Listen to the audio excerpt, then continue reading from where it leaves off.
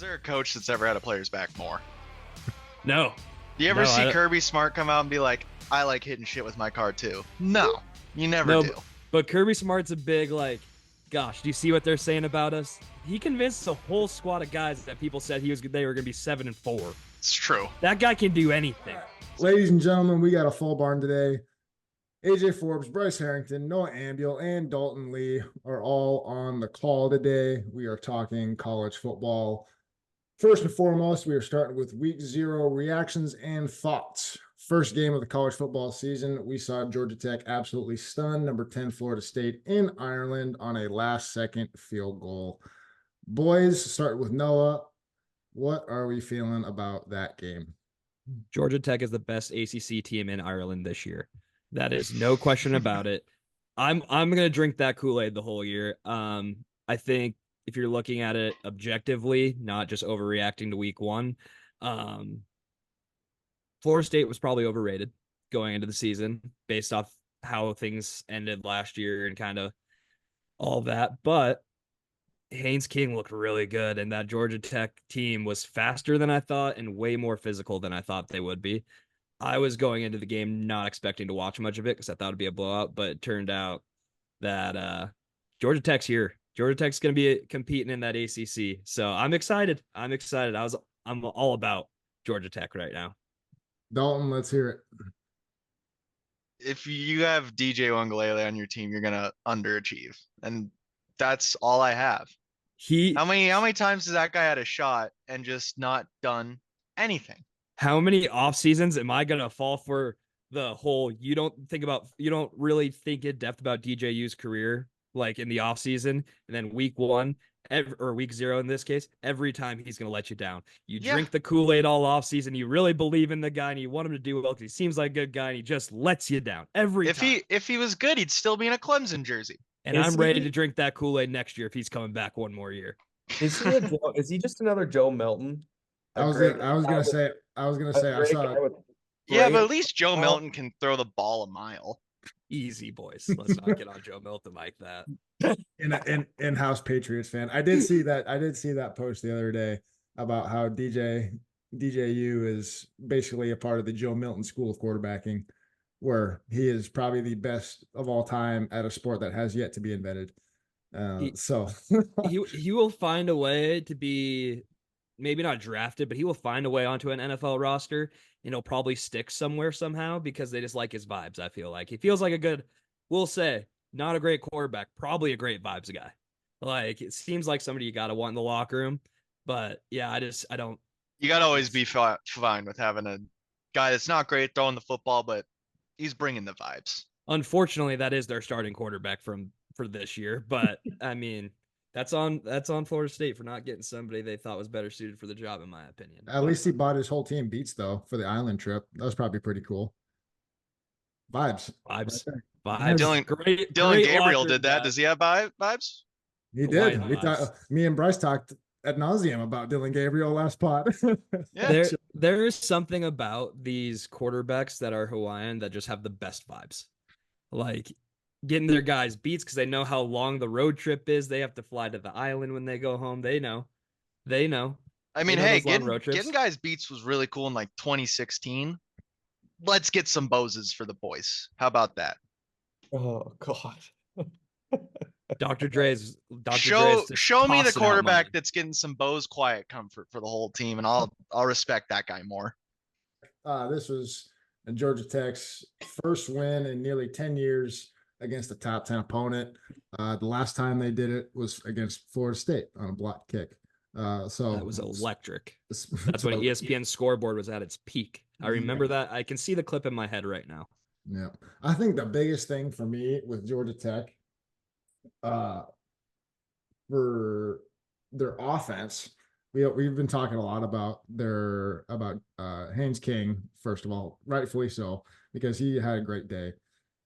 I think that their offense, with all of the shifts and motions and the way that they decided that they were just going to run the ball down Florida State's throat and not give a hoot about what the logo was across the line, I thought that was awesome. Run the ball. One what I think is awesome you're lining up in a Florida State jersey on offense, and you look across the field, and there's a guy wearing number 44 that can't rotate his fucking head as a linebacker. That's how you know your day's over. That is the peak of what you want your linebacker to look like. You create a guy in NCAA 25. That's what he looks like. My That's what he running looks backs like. look like that. That is exactly what he looks like.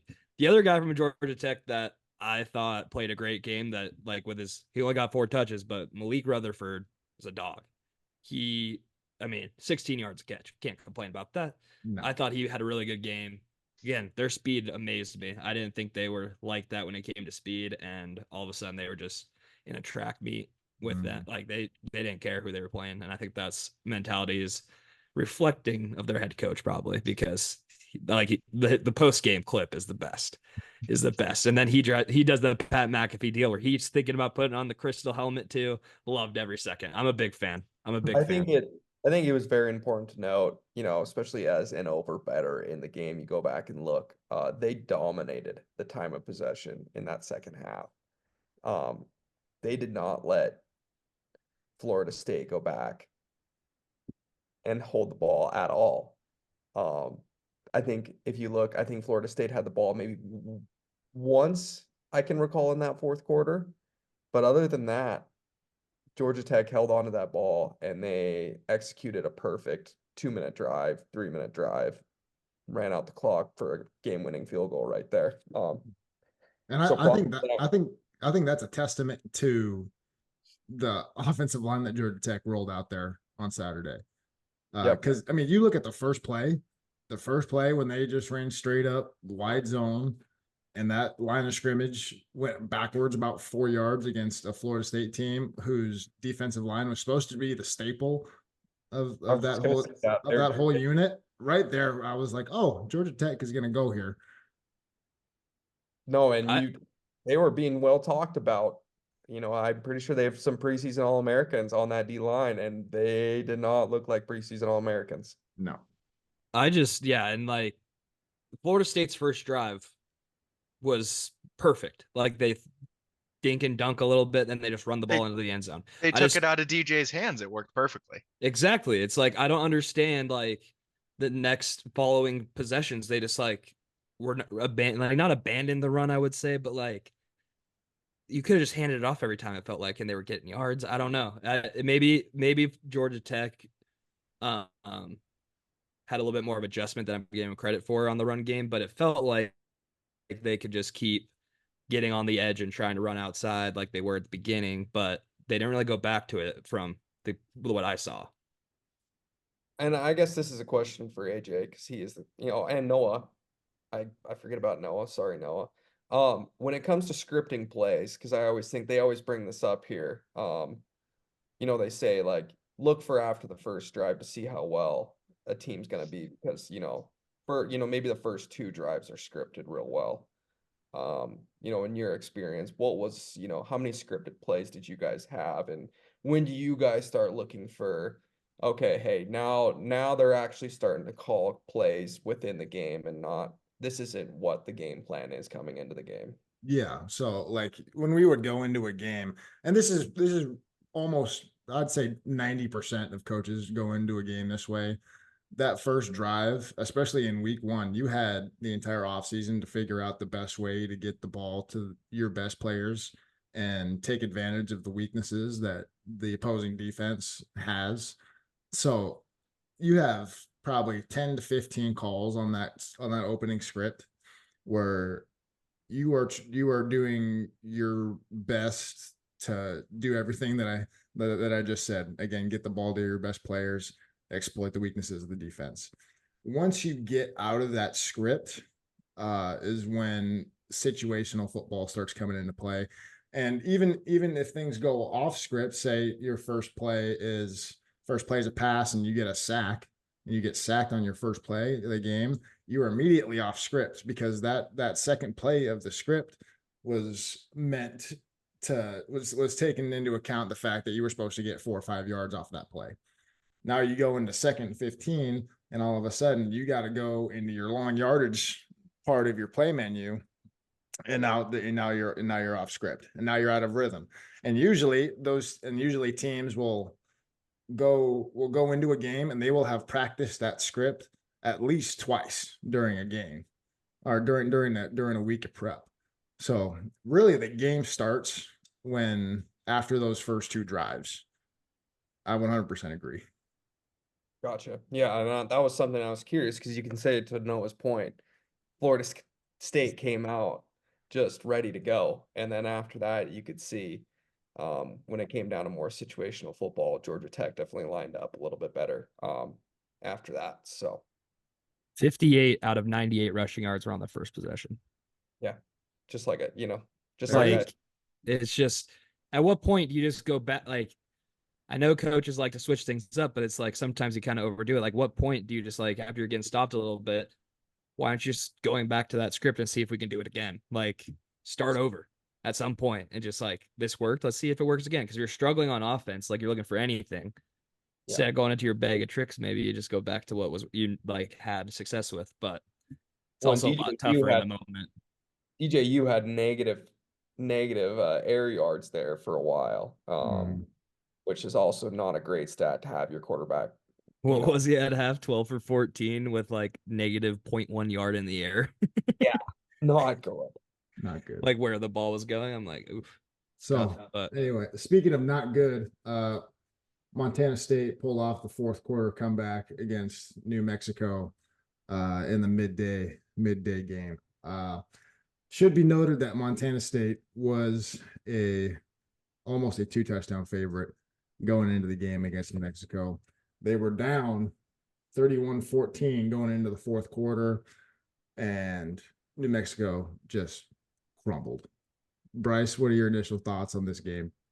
Oh gosh, I have a bunch of initial thoughts, but just to go back on something that you said last week that was like running through my head as I was watching this disaster breakdown, is when we were talking about Colorado and North Dakota State. There's the teams that know how to win and the teams that don't know how to win.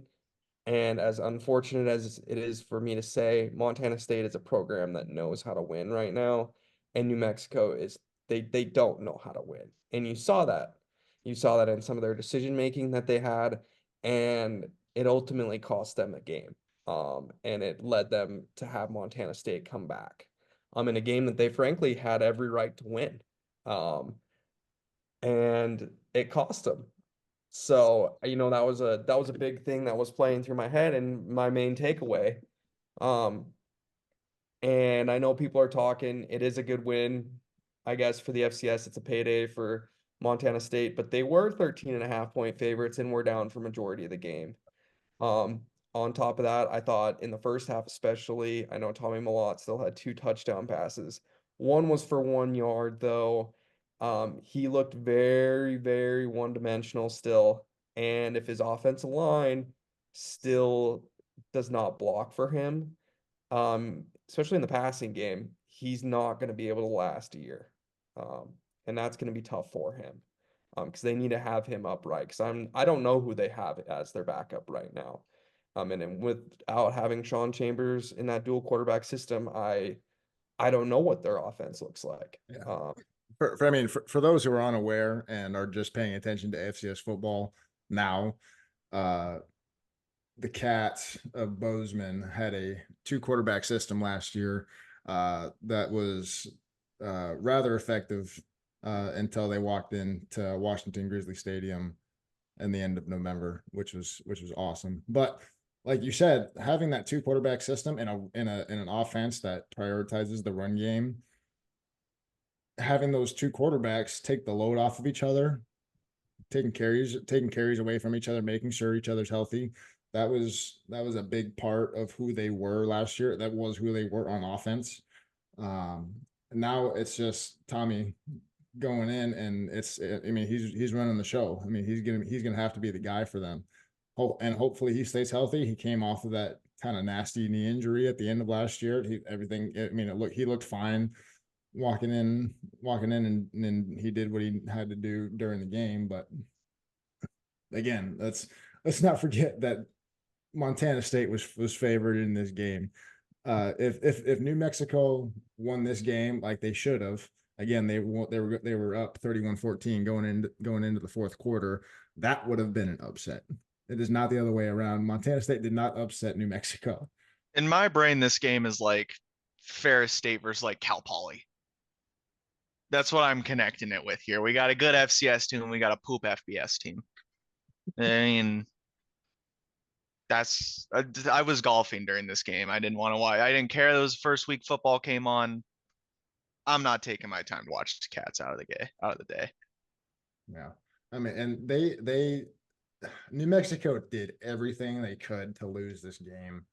Like you look at the fourth quarter, you look at those two drops that they had on third down where it was in the receiver's hands and all he had to do was catch it and drop and the drive would have continued. Two missed field goals too. And two missed field goals. I mean, it's Gotta make your kicks. Yeah, I mean, the real you still it's a tough fourth quarter comeback to pull off no matter what. Like you're like we've been saying, there's no shot. No, you gotta give respect to it either way. What's their running back name? Adam Jones. Fast, very, very fast. I'll get that. That was like wow. That was exciting to see. Can't lie. Like speed like that just doesn't happen for guys like us that often. And White, exciting white, and so. But yeah, I mean, New Mexico, I think, is in good hands as far as they got their, they have their quarterback. He looked great all game. Yeah. Bronco Mendenhall is going to win football games. Like the broadcast did a good job talking about his past and where he's won at, but he will win games if he's there long enough and if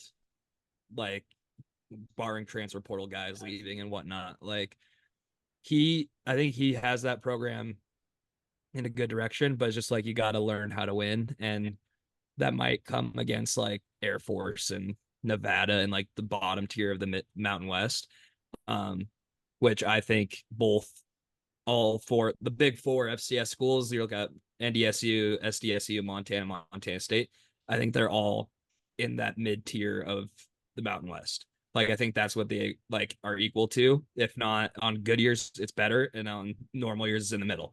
So I think that's what it's going to take. They're going to need to be in those situations to learn how to win. But that's an exciting team over there for the Lobos. I can't lie. I enjoyed watching them play on offense. And 42 transfers. Yeah. Not up to there. I mean, they had 42 transfers come in. That is over half the roster. I mean, give them a little bit of a chance here. So 100%. And their quarterback's right down the road and went to high school right down the road in Scottsdale. And he's exciting. I think he can win them football games. And I think he might steal a couple that they might not, people might not expect them to win. And the cool thing about the knowing how to win deal, once it happens, once you get into those situations against good teams, and you execute on the goal line to win the game, you get that 2-minute drill, you get that 4-minute drill to run out the clock, and you get enough first downs to get the game won. Once that clicks for you, you have the template then to know how to win. So and they were right there. I think all of us are tired of talking about a Montana State win. So I'm going to leave it at that. But once they get into those situations again, once they get into that situation later on in the year, because they will, I think they're going to look back on this game and use it as a teaching point. So practice was not fun for those receivers, I don't think. No. So SMU pulled off the comeback against a Nevada team that looked poised to start their program rebuild off with a win.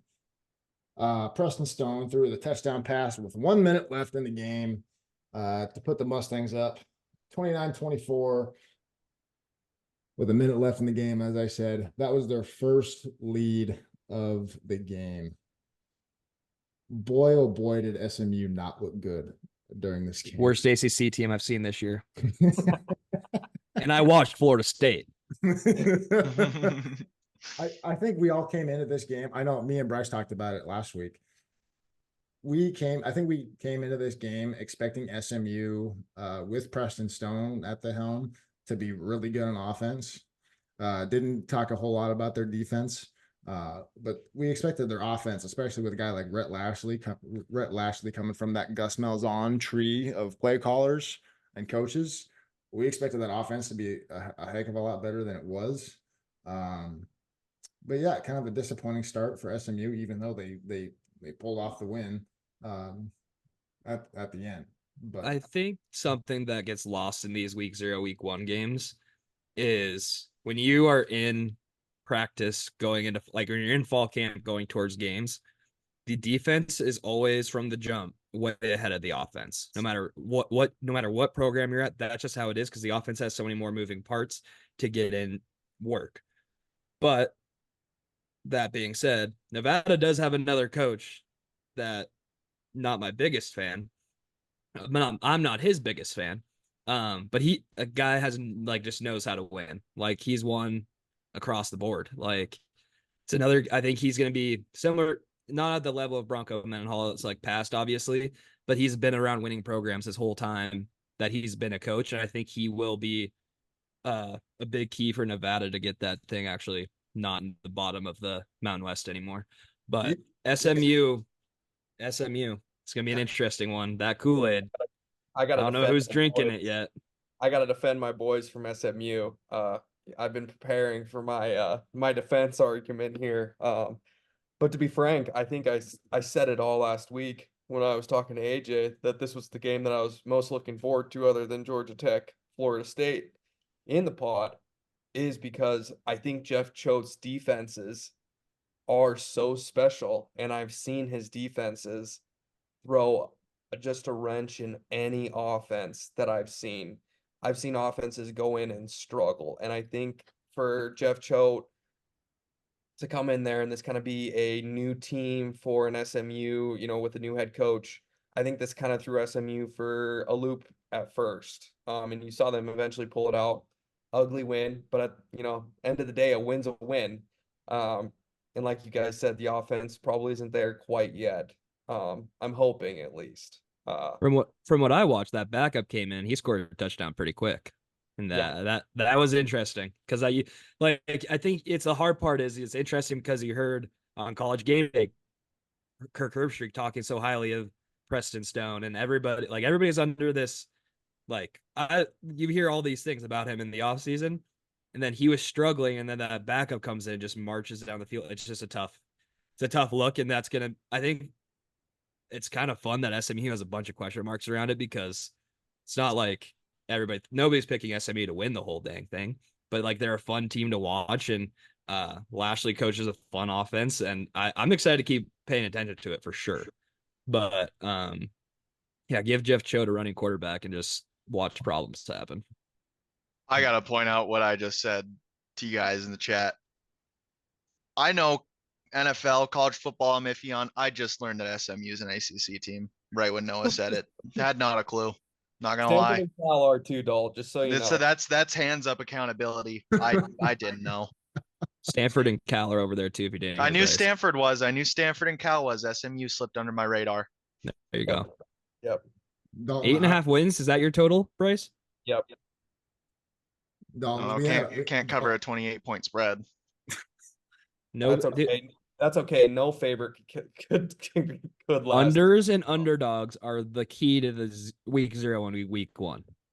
That is like set a reminder next year. Someone set a reminder in their phone. We need a Jake Marsh to set a reminder. Bryce, week 1 is on Saturday. You still have time. There might be some Unders teams. and underdogs. Take the spread. They play Houston Christian next, so that'll be our second win. So does that count towards your total, or because it's an FCS team it doesn't count? Yeah, it's total wins on the season. Total wins. Oh, so we just go find whatever team plays the most FCS so schools. We go pick them. Is that what we're doing over here, Bryce? New Mexico's win total was 1.5. They would have tied their win total if they beat Montana State. I just looked. New Mexico's winning 5 games in my mind.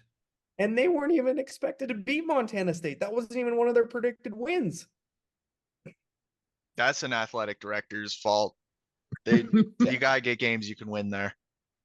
Just if you schedule no, softballs for the over. You gotta No. get some softballs. no kidding. Like if you're New Mexico and you know that you're one of the bottom teams, not only in the Midwest or in the Mountain West, but in college football, period, the past couple years, why in the Go play world would Northern you? Colorado. Yeah, why in the world would you go and try to schedule an a top four FCS team? Why would you do that? Because Same with Colorado. Same with which we're going to talk about here in a second. Same with they are Colorado. all- Why would you go grab NDSU and put them on your schedule? the good news for New Mexico is they're probably only going to play 3 or 4 in conference. They're only going to play 3 or 4 teams that are better than Montana State, probably. Like, you got a good test and you showed you're up for it, to be fair to them. But Yep. I get it. But why don't you schedule McNeese State, and really just take advantage of that kind of win? But I don't know. See the same thing with we have the Mountain West Big Sky challenge this week again. We got San Jose State versus Sac State. I know we're a little derailed right now. Uh, but Sac State, they're only 4.5-point underdogs against San Jose State, and San Jose State lost a lot. I'm pretty sure they lost their coach too. Sac State could sneakily go in there and beat San Jose State too. So, you know, See, Yeah. like Hawaii did it right. Hawaii did That's it what I'm saying. right. They went on and scheduled Delaware State, literally the farthest possible school that they could have scheduled. barely for a got legit there. game. They scheduled the only team that'd be flying commercial to go there. That barely got on the plane. If you are playing an FCS team, this is the correct way to do it. You don't get the ones that can afford a charter. You get the ones that have to hit their flight on commercial. This is what you do. Take notes. This is perfect. Make them fly halfway across the world to go play a football game. And people Yeah. just learned last week that Delaware State was a school. I'm pretty tied into the FCS. I didn't know that they were a school. So I mean, like, despite going on one of the worst road trips of all time, not only do you fly halfway across the world to go play a game and get your butt kicked, right? You you miss your first flight, so you get there late. There's like a 6 hour time difference, or like 8 hour, maybe 6, 7, 8, whatever it is. Whatever it is. It's like half a day that you're losing. All right. None of their girlfriends stayed up to watch them play. No, I'm pretty sure here in Central Time, I think the second half started at 1 in the morning. Yeah, so that'd be 3 in the morning at least, or no, 2 in the morning their time. Yeah. I They're mean, just getting home from the bar. the crazy thing. I mean, the crazy thing is Delaware State was only down 21-14 going into the fourth quarter. They were almost 40-point underdogs going into that game. I will be pounding this drum that this was a lookover game for Hawaii for the Rainbow Warriors because they are going to be live dogs against UCLA this week. Live dogs. I think UCLA Bold. going to the island. They are 14.5-point underdogs this week. I don't think UCLA has anything, nor are they going to be worth a darn this year at all, to remotely compete. And I think Hawaii's pretty darn good team. So I think that this was a lookover game. I think that they were already starting to prep for UCLA next week. They want to get a statement win against a Big Ten team, as weird as that is to say. If you're Hawaii, I'm sorry, you can't have any lookover games. You got to get your wins when you have the opportunity. There's no chance. You cannot. You're a team that's going to be scrape. And this, I know the FCS wins don't count towards bowl eligibility. I know that for a fact. That's why I was asking about if they counted for you or not. But To my anyway, knowledge, I'm pretty sure it does. Like, I mean, it's out of a 12 game. I mean, they take it out of 12 I don't games. know. I don't know. But anyway, I just you just can't overlook anybody because it's not. I mean, you got to win your home games, especially when you're on the island. You got to take advantage of that. And they're probably going to lose Sam Houston State the week after UCLA. Let's call spade spade. I mean, I don't know. You can't have any look over games as the Rainbow Warriors, but that team is not fun to play with in college football, by the way. I was No. waiting for that. Oh, I have a whole dynasty with Hawaii, and I'm fighting for my life to try to stay over 500 with that team. My least favorite team I've ever played with. I mean, what I Also- can contribute is teams in video games, and that's a bad team in a video game. But like, I'm really curious to see how Hawaii goes on for the rest of the season because I like their quarterback. I think they have a fun offense. They're the closest thing that you're going to see to run and shoot in college football now. That's a fun offense. They have a good amount of playmakers. Tylen Hines, which is one of their backup running backs, he had a 44-yard punt return to start the downfall there of Delaware State at the fourth quarter. Hawaii I can't remember if I said this or not. Hawaii ended up winning 35-14 because Braden Schrager, the quarterback, had 4 total touchdowns, and then it just all went downhill as soon as the fourth quarter started for Delaware State. But I'm curious to see what they do. Like, yeah, UCLA, see how they compete because they're only 14-point dogs. Not crazy. But like Sam Houston State, I think it's gonna be an interesting one just because Sam Houston State's always frisky. Then you got Northern Iowa, that's usually a pretty decent FCS school coming to the island. Then it's Boise State, Washington State, and seeing what I saw from Nevada and New Mexico, I don't know if they beat them. Those two teams looked way better than Hawaii did. I'm assuming I didn't watch the game. That's kind of a sneaky hard schedule, UNLV. I've heard UNLV be talked about pretty highly this year. I don't. and they should be. I They're- love UNLV. Give me Ricky White all day. I mean, the schedule, as far as the Mountain West schedule goes, they play everybody. They play San Diego State, they play Boise State. It's gonna be an interesting one that I will forget to pay attention to. You know, if Hawaii was a good football town, they would win every single game. They really got to get Honolulu rolling over there. They would win every game. You jet lag a team, you bring them in, you have a good environment, you should always win. Doing That- the hawk up before the Hawaii, game. bad football town, make it the headline. Earlier last week, we saw a report that Colorado sent a representative to Saudi Arabia to obtain funds for the football program. Now, there was also a report earlier this summer about how Howard basketball was pitching $100 million equity deal for 1/3 of their basketball program. See, NIL is brand new in college football, and it is rapidly evolving. But I didn't have private equity coming into play in college football. I don't know about you guys. There are no rules, and the Saudis are looking to get their money into any quote unquote American sport they can. Might as well take advantage of it while there's no rules, because eventually there's going to be rules, maybe. But it's a wild west right now, and we've seen the Saudis throw their money into live and to some, like, they're trying to get into American sports as much as possible. If they're gonna offer you a stupid amount of money, it's hard to say no. It's tough to say no to the monies. Plus, it's good for your athletes. It's good for your program, yes, but it's good for your athletes, and it's just, if the door is open there, you might as well do it. Mm-hmm.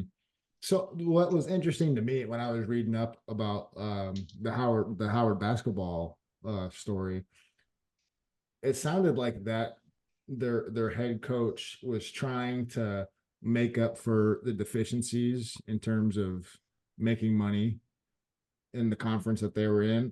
Now I don't follow Howard basketball. So No one does. It's okay. So so I'm not sure what conference they're even in. They're I know they're- HBCU. I know they're an HBCU, right? But when I was reading up on that, it to me, the idea presented itself of the opportunity to diverge from the traditional conference model, like we're already seeing now. I mean, we already have the Power Four. There's conference realignment all over the place. We talked ad nauseum about this in multiple podcasts, articles, etc. Right? Miss you, Pac-12. But I think there's an opportunity here if we go down this private equity NIL channel to where we start going to see more independence come into play. I mean, you look at what Notre Dame has become with their exclusive multi-million-dollar TV deal. They're one of the biggest brands in college football history, and they milk that like nothing, And so I think it's an opportunity for smaller schools like Howard to go after and get some private equity and try to close the gap between them and the rest of the competition. Yeah, it's just I think it's interesting with like Colorado that's in a power conference, right? Like Colorado, like 'cause if they went independent, let's say, like Notre Dame, like the way the playoff is set up for football, there's only going to be one independent probably getting in, like unless they're so good as an at large, because it's like the top four conference champions get the bye, and then like the next best conference champ or whatever it is. It's like there's only so many spots where leaving a conference might hurt you, but like a school like Howard that I don't even know if they have a football program. If they do, I don't know about it. They do. But like when basketball for basketball, it'd be huge for them because then you're closing the gap on everybody else as far as the Power Five and Power Four and everything goes. But Yeah. but then think does that take away? Like, are they now going to be like, if that happens, do they go to FBS for football now? Because you can't. I don't really think you should be able to be both if you have that kind of money coming into your programs. Yeah, I think this would apply more to the FCS because we have the 24 team play. Is it larger now? Is it a bigger playoff now? No, what they're doing with the FCS playoff is they're seeding 1 through 16 now to limit Instead of the 1 through 8. It's limiting as much regionalization, but they're still more like they'll still have a little bit of regionalization. Gotcha. But the FCS is gonna limit like games like the Cats and North Dakota State playing in that quarterfinal game. So and I'm just kind of thinking about it as it comes now. If you take some of these top tier FCS teams, Montana State, NDSU, SDSU, that top tier of FCS teams, if you look at a private equity firm, whatever mix and match of donors and businesses that want to go into something like that, that could possibly incentivize those teams going up to FBS. Because, like, again, going back to the Howard deal, that $100 million was for 1/3 of the basketball program. And so it would turn into a 1/3 revenue share of whatever TV deal, internal revenue that Howard basketball would make.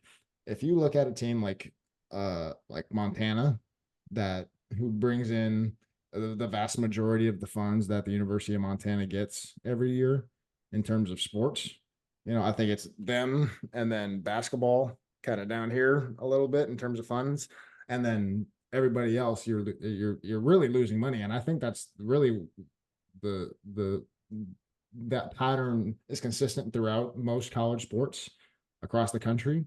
Football will be your moneymaker, men's basketball will be up there, and then everything else is getting paid for by those two other departments. So I don't know. I think they could be interesting. Anything that will save these athletic directors $1 will do. Yeah. Like they like that's all they're bring as much money in as possible, let as little out as possible. And then like at the end of the day, it's even if it's not what's best for the sport in general or the school in general, if it helps out the balance sheet, they're probably gonna do it. So this could be an off-season pod and we could go into like the deep rabbit holes of it. But it comes down to like state funding and how well the universities can fund themselves when it comes to their own athletic department. And when it comes to state like universities like NDSU, SDSU, Montana State, we don't have the funding like a James Madison had or an Appalachian State had, even like a Delaware or Missouri State has to keep that like bottom line. So that's why they were able to move up. But like you were saying, like with the private equity firm funding that gives us that extra money. So yeah, you were right thinking that, but that's why we can't really do it right now. Like we don't make enough money just in our ticket sales from football enough and to keep the rest of the athletic Yes. afloat. Yeah. To also pay $5 million to move up and add extra scholarship spots, which makes it, that's an interesting thing. So No. And to kind of put a cap on this, uh, one, uh, with these investments into these athletic programs that Howard and Colorado are trying to get, I mean, these are like if you look at a stock, it's like it's a minority share. You have no voting power, you have no say. You're basically giving money and then you get some kind of revenue back. And two, I just kind of want to sit back and listen to Dalton talk about Saudi Arabia and college football for like 30 seconds. are we Putting gonna him I up. mean, are we gonna if no, let's no, it's fine. It's fine. What? Let's do a little jump cut. We don't need it. No. Ooh.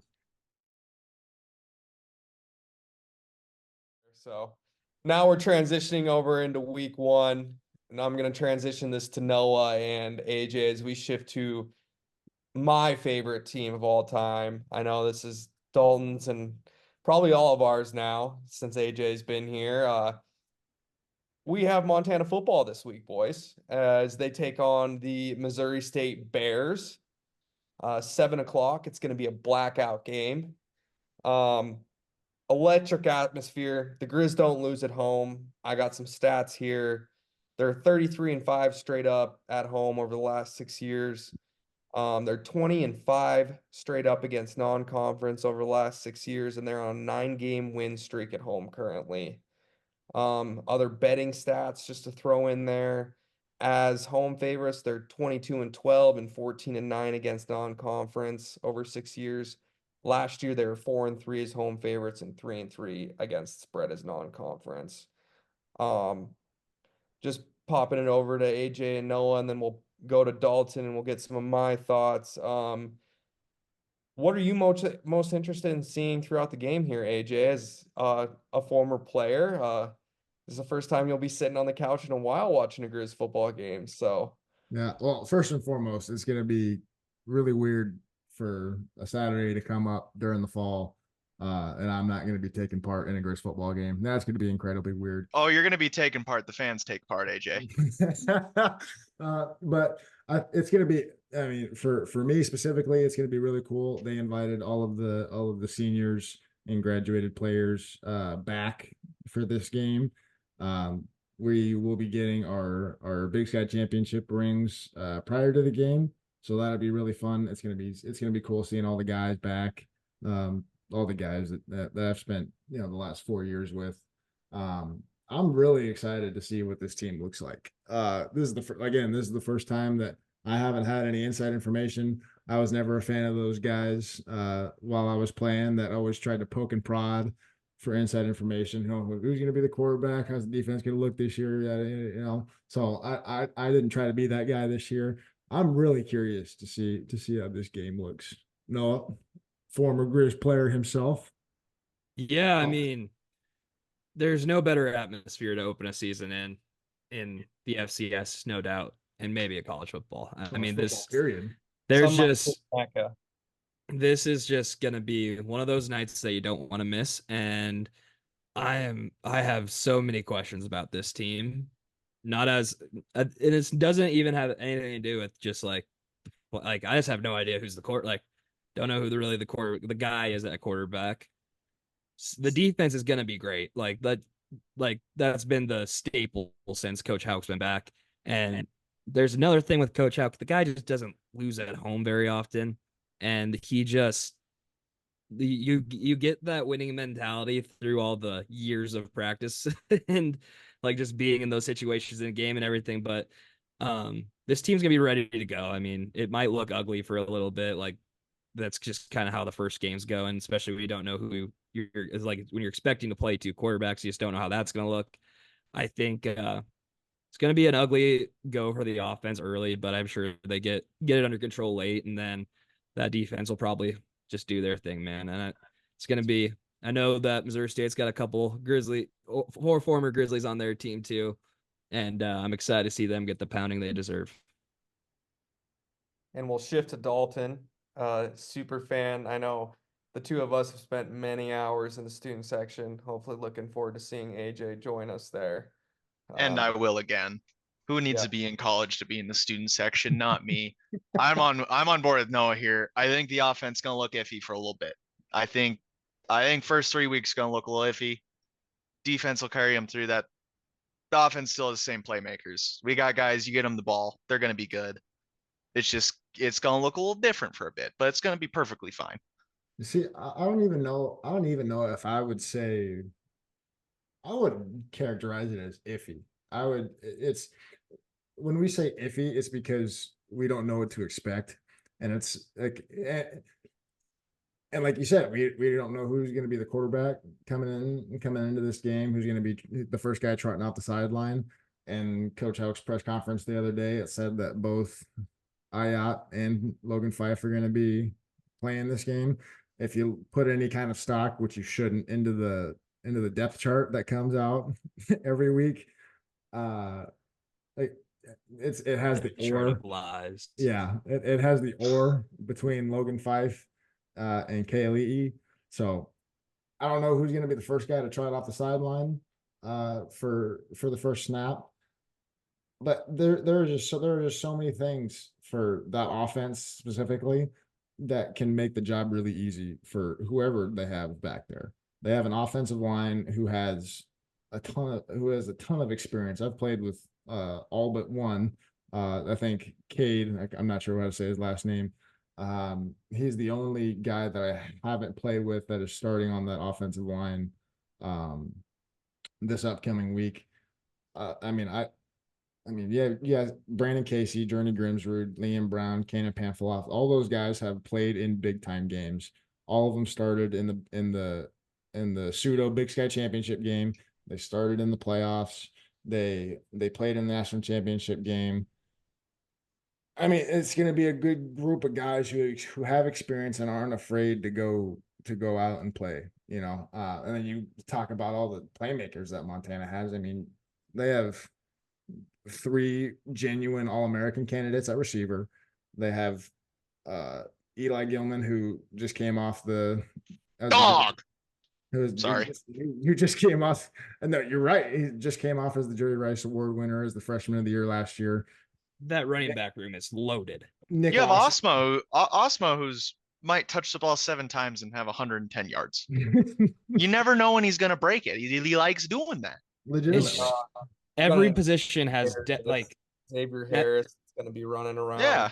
You have experienced depth in every position. Like it is that part. Like the only question offensive side of the ball is basically who's taking the snap and getting it to these guys. That is the only question. Yeah. Big question, yes. But at the end of the day, you see somebody that can manage the game and just do their job, and it'll be just fine. And it's going to be a fun season to listen to Grizz fans at the very beginning, because Grizz fans' favorite quarterback has been the backup my entire life, except for like a couple specific times. These guys love Ayat. I like the way he spins the rock. He looks good last year. I don't know what the other guy, Fife, I don't know what we're going to see out of him.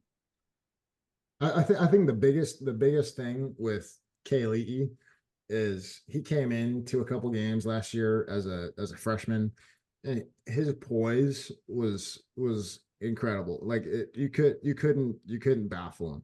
He didn't play a ton, but when he was out there, I mean, he was spinning it. He was confident in what he was doing. He was running around. He was playing good football. I mean, when he played, all I wanted to see was him play more.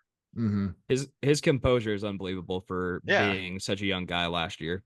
Mm-hmm. Plus the storyline's great with his dad being the quarterback for the Grizz. The Grizz fans are a sucker for that storyline, myself included. I'm all about it. But if this Fife guy comes out and just slings it, I'm all on board. But it is very true. The Grizz fans' favorite quarterback has been the next quarterback and not the current quarterback since Snead, I think. So, it's always gonna be the question that comes around this team. If there's one thing that I always say, my favorite quarterback's one that wins football games. It can look ugly. I don't care. You go out there, you win. I like you, unless you give up in the national championship, of course. I will go to bat for whatever quarterback wins football games. Yeah. I will gladly defend whoever's winning football games. I don't care who it is.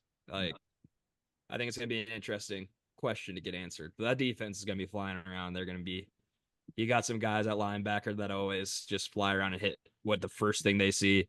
It's that I'm not, maybe I should be more concerned about the defense, but I'm not even one bit.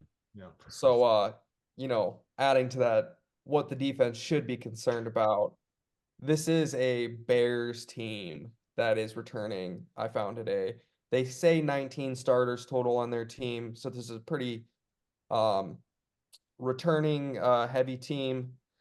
They were not great last year. I think they said 4-7 overall. They have a new coaching staff, don't they? Yeah, Yeah. Petrino did leave to go to Arkansas and be the offensive coordinator. Their best player is their running back, which is kind of weird because I think if you look at the stats, they love to throw the ball, which will be interesting. So I'm looking forward to seeing just exactly what happens there. Betting wise, just because, eventually Montana Sports Bets will get a hold of this podcaster eventually.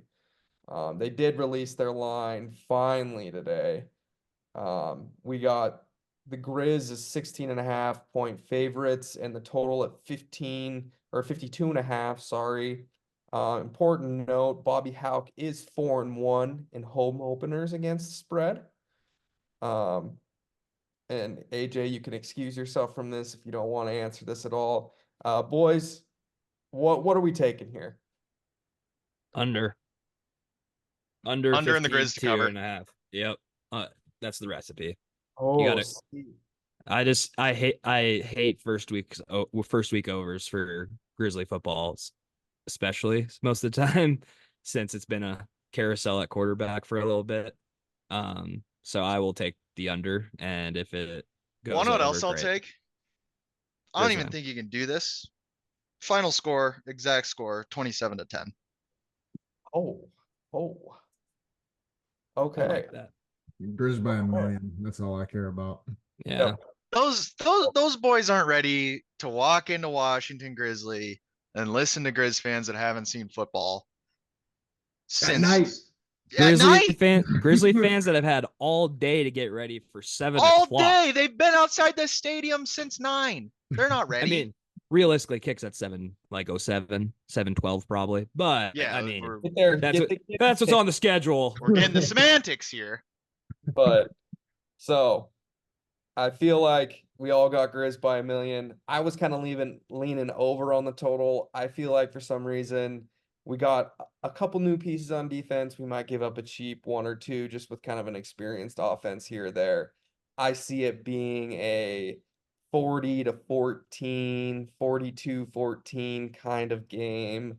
How many times is the defense and special team score for the Grizz in that final? Well, how many times is Junior Bergen in the end zone not on offense? That's two? One special teams touchdown. Gosh, Junior House is the opening kick. I would just lose it. The lid that's not on the stadium, they would have to construct one and then let it blow off if he took the opening kick back. The blow up pop up dome for the indoor facility is gonna pop. We have to just get a big tarp, just put it over and like, We got any more final notes from any of the former Grizzlies here on what to expect? Negative. Staying with the FCS theme, we have another FCS giant in football playing a ranked opponent at the FBS level. South Dakota State is taking on number 17 Oklahoma State.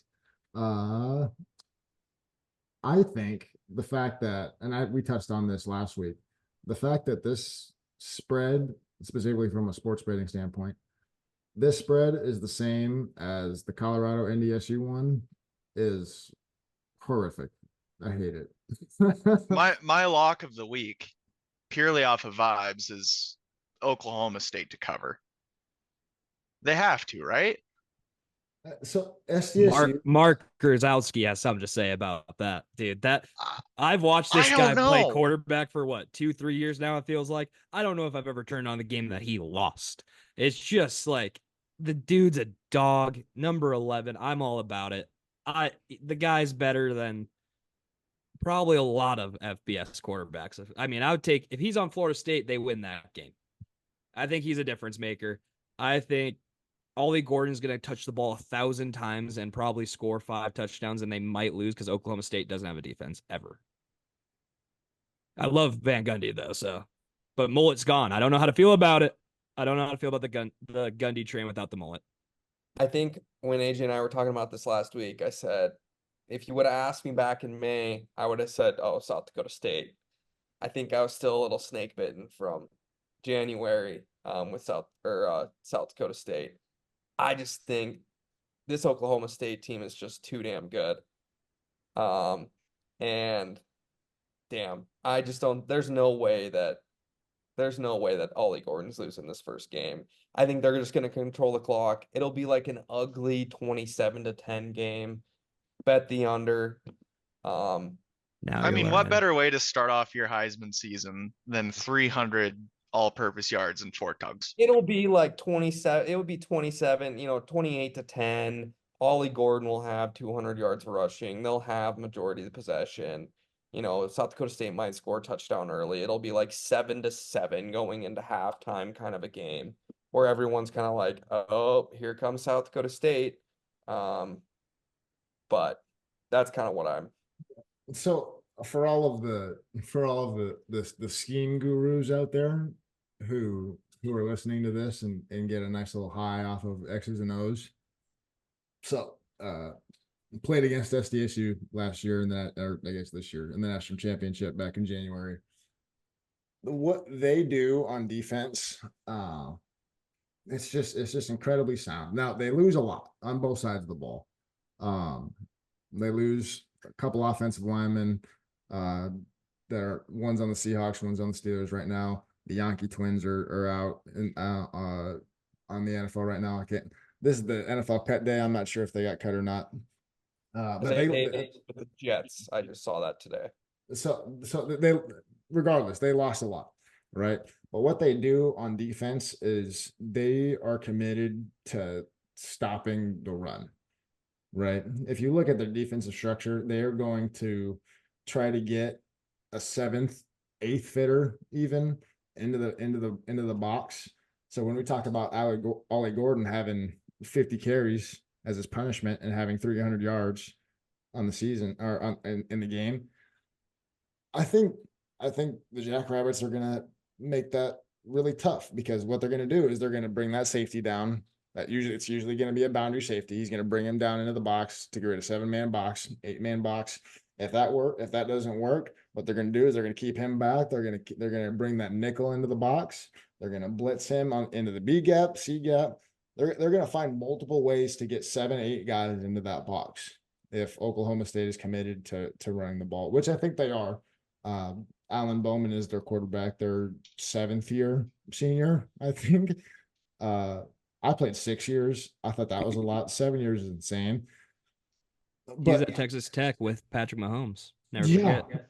yeah, and so I think SDSU is going to make it really hard on Oklahoma State to run the ball. Now there are definitely ways to counter that in the modern day and age of college football, but that's just something that I needed to say because they're good.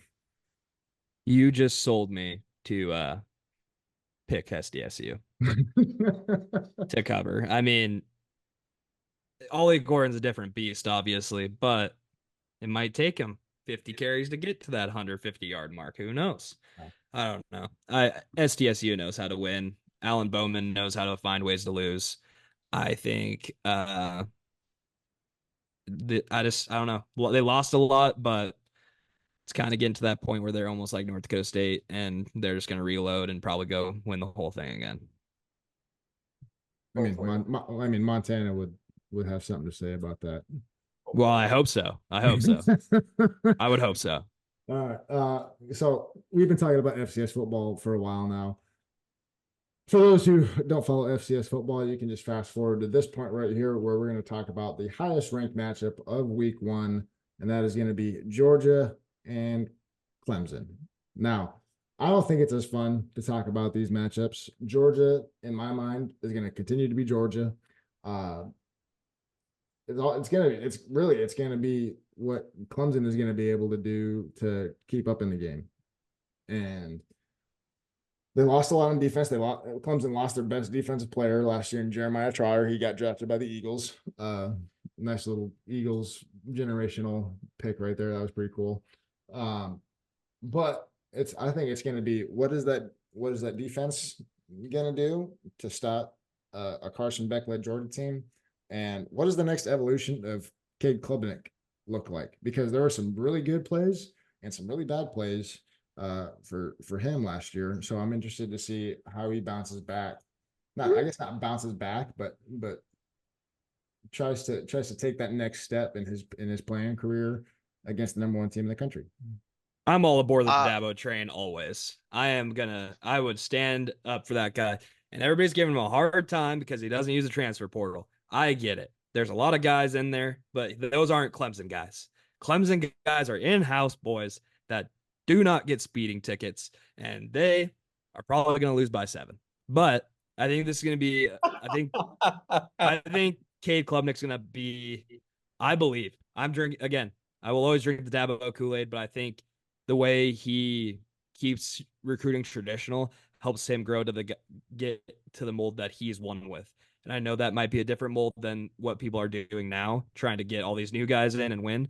I think there's something to be said for him sticking to his guns and knowing what works. We've seen him beat really good Alabama teams before, just not early in the season. So he's at the end of the year. So I think Cade Klubnik's going to look great, but I think at the end of the day, Georgia's a little bit too much, but I think it's going to be way more competitive than people think.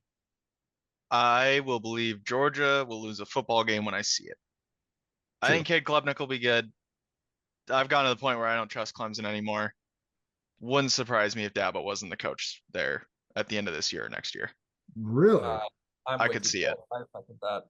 Really? Yeah. So, okay, this is all right. I'm going to get on my soapbox a little bit here. This is crazy. We're having this conversation right now. They win 7-8 games.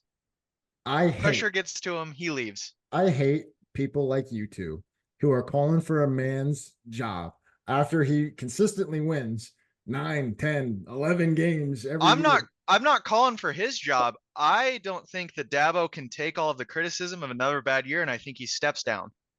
He's not taking calls from Tyler from Spartansburg anymore.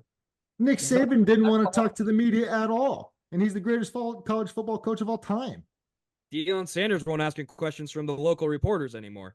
Yeah, so talk about not answering questions, Bryce. I'll bring something up. I think we're watching the end of Clemson for the time being. As what? As national title contenders?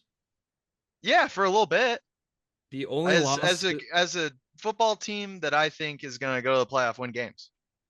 I don't think they're going to make the playoff this year. I think it'll be Miami, Vautech, Miami. It'll be one of those. They will not be in the playoff. They're not going to be one of the top 2 ACC schools. So yeah, because SMU's an ACC school. Did you guys know that? Have you guys looked at Clemson's schedule? No. Do you think I've looked at their schedule? They're going to lose Duke and Malik Murphy.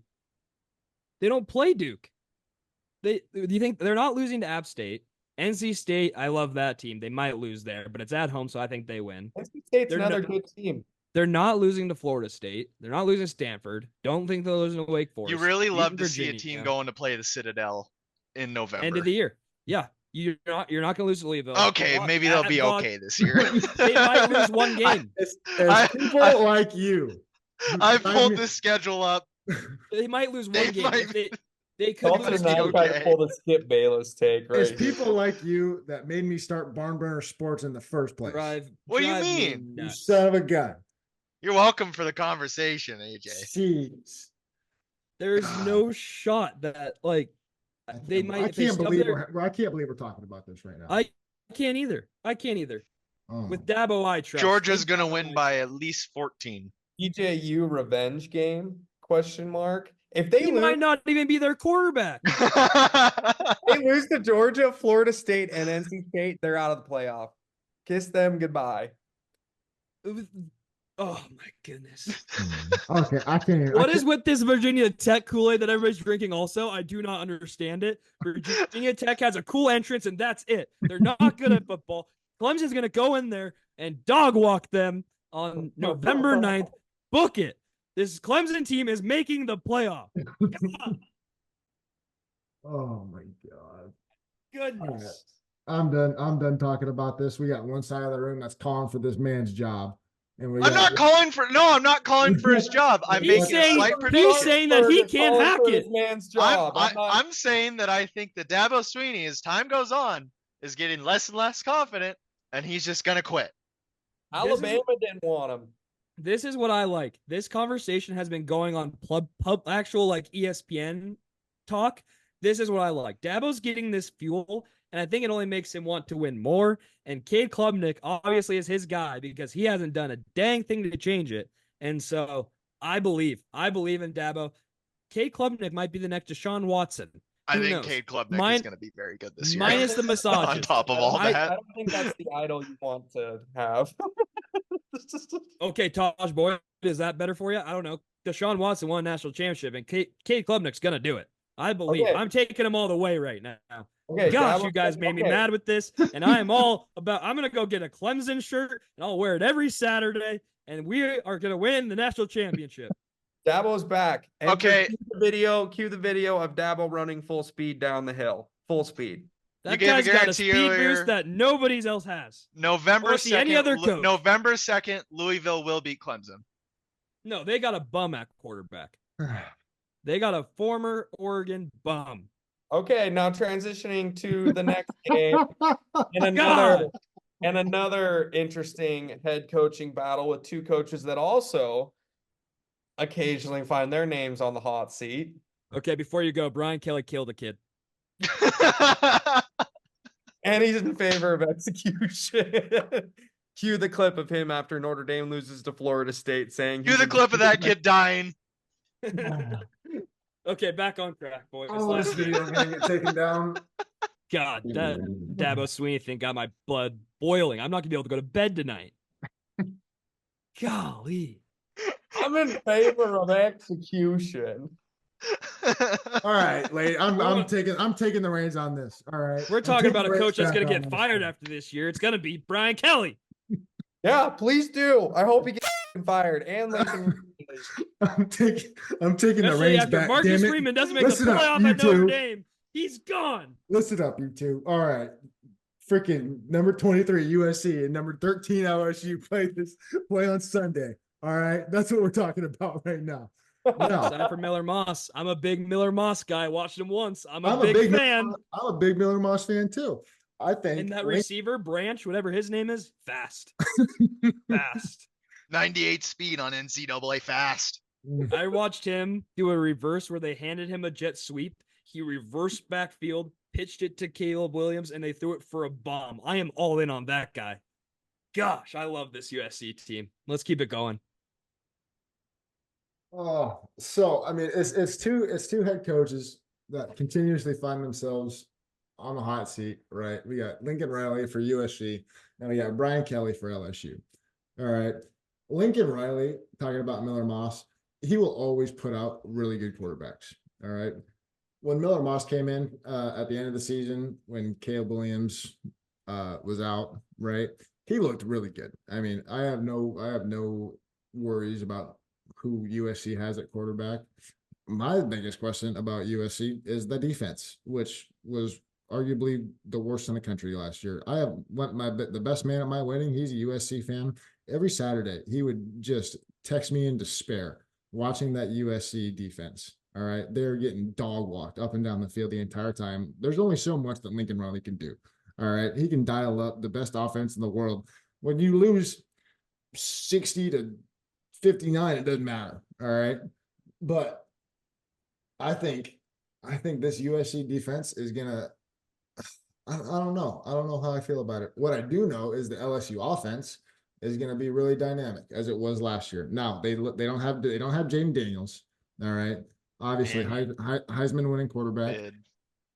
but I still think LSU is going to have a really good defense, especially, and then just a pretty good offense that they can ride out with. So That Perkins guy on defense is going to be very good this year.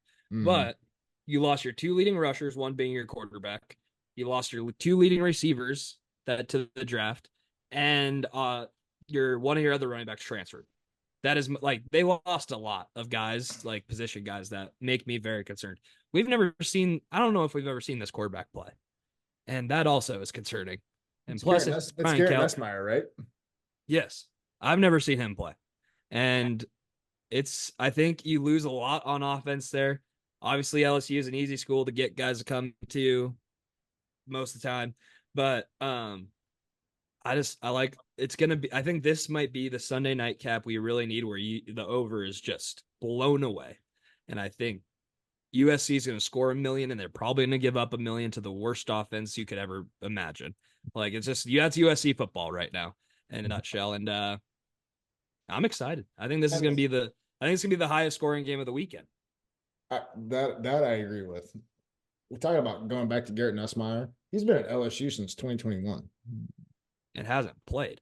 I mean, well, when you're fighting for with guys like Jaden Daniels, I mean, yeah, you're probably not going to play a whole lot, but They brought Jaden Daniels in because they didn't think he was good enough. Let's not forget that. I think LSU is not going to be that great this year.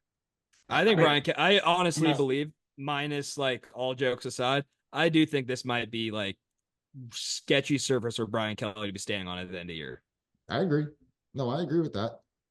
I was just throwing respect to Garrett Nussmeier about staying at the same college for 4 years. I mean, that is in today's day and age, that is impressive. I just respect that. That's all I was trying to say. He's got this is the biggest prove it year of all time in LSU football. It feels like when was the last time they had a guy sit and wait forever to play? Like they went from Joe Burrow to Jaden Daniels pretty much, right? Like there was no gap. And now we got a guy that's been here for 4 years. I don't know. I don't believe in him. What was that, Dalton? What do you got to say? Nothing. It's a neutral site game. I've seen enough of Brian Kelly for my life at neutral sites, and against ranked opponents, let alone without a quarterback that's been proven. USC has a proven quarterback, not a proven quarterback, but a pretty darn good one. The best bowl game I ever watched of a quarterback. It felt like. I think their defense is going to be better improved. They don't have Alex Grinch. He was their D coordinator right last year. Correct. They added that guy from UCLA he was really good at UCLA as a D coordinator, and they brought in ends from North Dakota State. Anything could be better. So well, yeah, I mean, can't get worse. Can't get worse. Give me USC. Fight on. Ultra mega hot take.